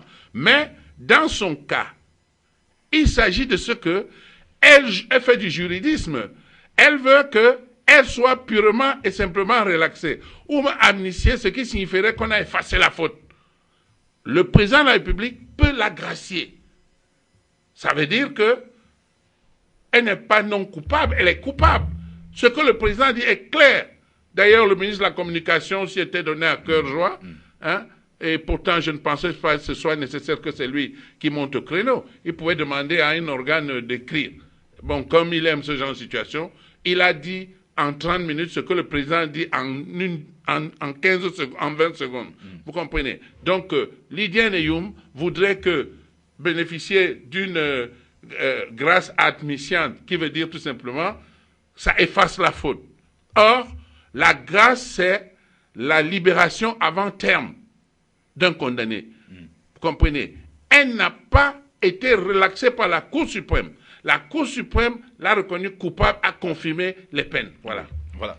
C'est la précision qu'il fallait apporter. Elle est claire que la justice camerounaise n'est pas aussi juste que ça, mais elle a quand même les mains libres. On a vu plusieurs magistrats prendre des décisions sans que les autorités administratives ne s'interposent. Voilà. Il peut arriver peut-être des cas d'exception, comme le dossier sur l'opération Épervier. Vous voyez, Achira, le cas du juge Achira, qui avait débouté le RDPC lors des législatives en 92. Le RDPC voulait forcer la majorité absolue. Il a débouté le RDPC. Voilà. Il a fallu une coalition. Ce sont des cas C'est d'exception. grand magistrat. Voilà, ce sont des cas. Et il est également clair qu'il y a des cas où l'exécutif s'interpose clairement. Donc, mais toujours est-il que c'est autant de choses qui méritent d'être toilettées, comme dit M. Edouard Yetian, d'être revues, d'être corrigées, pour que la justice camerounaise soit véritablement libre et indépendante, et que le Camerounais lambda ait confiance en cette justice-là. En quelques 10 minutes, nous allons parler du transport urbain au Cameroun, et plus spécifiquement de la ville de Douala, où les populations n'ont pas accès à des infrastructures adéquates lorsqu'elles doivent se déplacer dans le périmètre urbain. Le ministre en charge des transports a d'ailleurs séjourné dans la métropole économique du Cameroun au cours de la semaine qui s'achève. Il est revenu sur l'interdiction d'un certain type de véhicule communément appelé cargo. Monsieur Edouard Yitian était d'ailleurs de cette partie, il a préparé cette cérémonie. Monsieur Edouard Yitian, que peut-on retenir de cette rencontre? On peut retenir que le ministre des Transports a choisi de couvrir ses collaborateurs sur le terrain. Parce qu'il maintient le mot cargo. Cargo n'existe nulle part. C'est un minibus en mauvais état que les populations ont dénommé cargo. C'est un minibus, vous comprenez. Nous, on avait proposé ceci, que nous rédigions un cahier de charges opposable à tout opérateur voulant faire dans ce domaine de transport-là. On a commencé avec le préfet du Vouri, et à mi-parcours, il nous a lâché, il a pris sa décision seul. Nous avons été acculés sur les plateaux de télévision et de radio parce que les gens disaient que c'est nous, les syndicats, qui avions pris cette décision. Je dis non. Je dis malheureusement, ce n'était pas notre intention. Nous voulions qu'un cahier de charges soit mis en place. Comme je l'ai dit en début, cargo, c'est un minibus en mauvais état. On devait simplement prendre des mesures pour que dans le minibus, il y ait 4 personnes par banquette et qu'il soit en bon état, ne soit pas un véhicule où on roule, on voit le sol, parce que perforé partout, où la portière coulissante ne fonctionne pas, où les gens s'accrochent partout. On mettait ça en place, les opérateurs auraient 45 jours pour se conformer. Ceux qui s'y conformeraient pourraient continuer l'activité. Ceux qui ne s'y conformeraient pas ne pourraient plus travailler parce qu'on ne dira pas qu'on n'a pas donné le temps aux gens. Parce que ce que les gens ignorent, c'est que les textes de 2006 ont tenu compte des doléances des transporteurs. Un taxi, c'est 5 places, y compris celle du chauffeur. La nouvelle licence de première catégorie, c'est pour des véhicules jusqu'à 10 places, y compris celle du chauffeur. Étant entendu qu'à partir de 11 places, c'est le transport en commun. Un véhicule de plus de 10 places, ça s'appelle minibus. Vous comprenez? Nous, on a tenu compte de tout ça. Malheureusement, les autorités qui ont piloté ce dossier ont fait montre d'un amateurisme incroyable.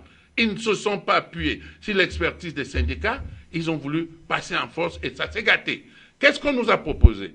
On arrête près de 500 cargos, parce qu'il y en avait qui étaient en fourrière, d'autres qui ont appuyé que dehors c'était mauvais, ils ont gardé leur véhicule à domicile. On enlève 500 cargos, et même plus, et qu'est-ce qu'on propose? Socatur n'a pas demandé ça. Nous avons rencontré les responsables Socatur. Ils n'ont pas les moyens de transporter tout le monde. Depuis novembre dernier,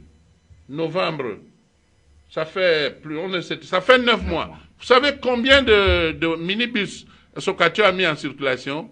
D'abord, 9 minibus de 15 places, 10 VIP climatisés. Ce n'est pas ça que voudraient les populations.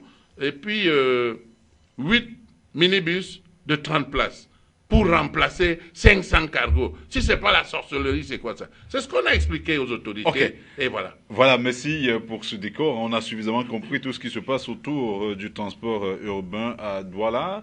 Et la différence qu'il y a, c'était l'une de mes préoccupations entre minibus et cargo. La différence a été faite. Hein, c'est le cargo, c'est un minibus en piteux état. Voilà, c'est clair. Et les populations, les téléspectateurs l'ont certainement compris. Hein. Monsieur Bouba, on sait que le problème de mobilité urbaine se pose avec beaucoup d'acuité parce que les entreprises actuelles, notamment la Socature et le bus qui ont remplacé l'historique Sotuc, n'arrivent pas à remplir pleinement leur mission malgré les subventions qu'elles reçoivent de l'État. Où se situe le problème selon vous? Parce que les subventions sont là, qu'est-ce qui ne va pas? Je crois que ce qui ne va pas, c'est le fait que ceux qui ont la charge, n'est-ce pas, de gérer ce secteur de transport, ne se rapprochent pas des techniciens, des professionnels. C'est-à-dire que les représentants des syndicats, n'est-ce pas, des transports, qui ont la solution et qui se frottent tous les jours avec, n'est-ce pas, avec ce problème-là. Donc, ils ont des solutions. Donc, je crois que ce que le chef a dit tout à l'heure est très pertinent. C'est ce qui se passe dans tous les secteurs. Dans le cas du transport, c'est très grave. Parce que quand vous levez le matin pour aller au travail, pour ceux qui n'ont pas de véhicules, ils peuvent attendre pratiquement une demi-heure, voire 1 heure de temps pour trouver un moyen de déplacement pour aller dans les lieux de service. Alors que les cargos ici décongestionnaient même, n'est-ce pas, ce problème-là. Transporter des enfants, transporter même certains individus qui allaient d'un point. Et les cargos vont plus loin. Donc je crois que il fallait plutôt trouver une solution idoine qui pouvait arranger tout le monde. C'est-à-dire que si les cargos sont en état piteux, autant mieux sortir c'est pas un arrêté préfectoral qui reconditionne le fonctionnement des cargos, voilà. Qui leur donne la possibilité de se remettre en circulation pour la protection des populations et des consommateurs de ce produit-là. Bon, les syndicats, ils ont proposé des solutions, on s'en fout d'eux. Les gens veulent toujours faire croire que parce qu'ils ont fait les NAM, ou bien parce qu'ils sont des gestionnaires de la cité, ils ont des solutions à tout. Moi, je crois même que ces gens-là, ils sont des eaux troubles. Ce sont eux qui apportent, ils veulent créer des soulèvements, et après pour trouver d'autres solutions ailleurs. C'est-à-dire que pour augmenter les budgets de sécurité, les budgets de ceci, pour indexer même des populations, voilà. Ou bien certains individus pour dire que ce sont eux qui sont à l'origine du désordre. C'est ça le véritable problème. Voilà. Et nous maîtrisons le nœud de cette situation. Et quand on se rapproche de nous, c'est ce que nous disons. Donc, dans chaque secteur, il y a des professionnels. Voilà, M. Yetian qui est là, le grand frère, ils ont des solutions. Pourquoi on ne les écoute pas? Pourquoi après une réunion, il y a des propositions et au sorti de là, ces propositions ne sont pas prises en compte. On prend plutôt des propositions qui vont émettre la population, des solutions qui vont mettre la population en désinvolture. À quel moment? Au moment où on a besoin de la cohésion nationale autour de nos autorités pour que nos forces ne soient pas dispersées. Imaginez, pour la même raison, les camarades de Yaoundé ont déclenché la grève.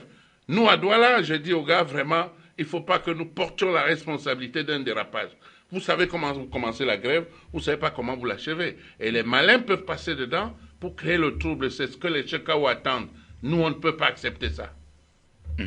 Alors, cette décision qui a été prise, notamment à Douala et à Yaoundé, n'avait-elle pas été prise pour favoriser une frange de personnes ou pour faire prospérer un business ou une certaine entreprise? C'était tout sauf quelque chose qui aille dans le sens des attentes des populations. Parce que, à Douala, le ministre des Transports avait instruit le délégué général à la sécurité et le 7 de faire des contrôles mixtes. Sur 2 ans, Douala était devenue comme une ville morte. Parce que je vous rappelle que plus de 2/3 des véhicules qui circulent n'ont pas qualité de circuler, n'ont pas de papier. Alors, vous demandez pourquoi il y a l'embouteillage en ville. C'est tous les véhicules. C'est le désordre incroyable. Or, quand il y a des contrôles, Douala est libre, il n'y a rien. C'est donc ça. Qu'est-ce qu'on croyait faire? Les gens se sont comportés comme si la circulation routière pouvait se faire sans accident. Je dis que non. C'est pas parce qu'un chauffeur inconscient est allé jeter le minibus dans le Kondi avec 5 morts. J'ai entendu certaines autorités dire 5 morts et des disparus. Faux. Un bus parti de Ndokoti pour jusqu'à Kondi a dû déposer les gens en route. C'est clair. Il y a eu 11 ou 12 rescapés. Il y a eu 4 morts qu'on a récupérés sur place. Le matin, lorsque les grappins de Isakam tentait de fouiller ce qui pouvait l'être. On a sorti la dernière dépouille d'une femme. Vous comprenez? Ça faisait 5 morts seulement. Certaines autorités ont déclaré qu'il y avait 5 morts et des disparus. Alors, pour cet incident, on estime qu'il faut mettre en peine toutes les populations de Douala déshéritées. Je dis non. Qu'est-ce qu'il fallait faire? Qu'est-ce qu'il fallait faire? On sort par là. Il fallait mettre un cahier de charge avec les conditions tenant compte de la sécurité de son. Par exemple, sur une banquette, ça doit être 4 personnes et non 5. Et puis, le plancher doit être totalement étanche. Il y a une bonne tapisserie, des roues, les portières, si elles sont coulissantes, doivent fonctionner et tous les feux en place. C'est possible. On peut mettre 500 000 et refaire tout ça. Alors, vous qui êtes syndicaliste, est-ce que les propriétaires de ces cargos, donc de ces véhicules en petite détail, pouvaient se conformer? Si nous demandons leur avis, ils ne vont pas. Nous, en tant que techniciens à la matière, nous avons fait le tour du problème, on a compris ce qu'il fallait faire. C'est ce que nous pensions. Est-ce que les propriétés étaient Mais bien sûr, ils nous ont approchés. Ils ont demandé même, comme il y a des camarades qui ont des comportements totalement blâmables, il y en a qui ont pris de l'argent en leur disant on va aller forcer la main du gouvernement. Ils les ont spoliés correctement, ils sont allés. C'est pour cela même, c'est pour craindre cela que l'administration, le ministre des Transports parle de minibus de 15 à 20 places, des YAS, il n'y en a plus. Le MB100 là, il y en a qui viennent avec leur siège. Comment on peut refuser un véhicule qui est venu avec le siège pour être minibus? Non. Et puis il y a cette sorcellerie opérée en plein Bonabéry. Des véhicules qu'on saucissonne. On parque dans les conteneurs. On se met à les souder à l'arc. On met comment on appelle le mastic et on peint. Dès que ça cogne, bac, ça se met à cisailler les gens. Vous entendez les accidents maintenant? C'est beaucoup de morts. Parce que le véhicule est un amas de ferraille qu'on a reconstitué. C'est bon parce que les Camerounais veulent fuir la douane. Voilà. Malheureusement, c'est aussi ça le Cameroun. Président Michel Bouba, juste un mot. Oui. Je crois que je voudrais d'abord, ici, là, en ce qui concerne, parce que tout ce que nous parlons, ça concerne la sécurité, que ce soit la justice, que ce soit les transports urbains, machin, interurbains. Tout ça, c'est la sécurité des hommes, la sécurité des citoyens camerounais. Donc, je voudrais d'abord féliciter le délégué général M. Bagangele, que je sais qui donne une impulsion à la police et au renseignement de faire le travail, même si je sais que ça ne suffit pas. Le renseignement généraux, c'est et que même Mebengo, au niveau de la défense, avec l'armée, qui se bat, je l'ai vu, la maigri, carrément, parce qu'ils sont au fou et au moulin. Mais je crois que dans notre pays, on doit apprendre à respecter ceux qui ont de la matière grise dans leur domaine. Voilà le grand frère Edouard qui est là, qui est expert dans le cadre du transport. Il y a beaucoup de problèmes dans le cadre du transport. Il y a beaucoup de problèmes. Ils évoquent des problèmes qui sont cruciaux. Et les gens meurent tout le temps quand il y a un accident. Okay. Le gouverneur de la région du Touran et le ministre du Transport, ils ont intérêt à se rapprocher, à l'écouter, à le prendre comme un conseiller, lui donner un poste fonctionnel de conseiller. C'était juste une fenêtre ouverte. On va organiser un débat justement pour parler de la mobilité urbaine et de ces problèmes à la faveur justement de cette arrivée à Douala du ministre des Transports. Merci, Président Bouba. C'est moi qui vous remercie. Et je remercie le grand frère d'avoir débattu avec moi ce soir. Merci, Edouard Richard. Merci Thierry, merci à mon jeune frère Bouba. Il est né dans mes mains, hein? Mais nous ne regardons pas dans la même direction. C'est également ça, le choc des idées, le poids des arguments. C'est cela qui permet justement de faire élever une société. Cela participe à l'éducation d'une société qui se veut responsable. Madame, Monsieur, on espère avoir été à la hauteur des sujets qui ont été portés sur la table du débat de ce soir. Retrouvons-nous très prochainement sur ces mêmes antennes avec le même plaisir. C'est plaît à Dieu. Merci à Yves Tadjofo qui a assuré la réalisation de cette émission. Retrouvons-nous très bientôt. Au revoir.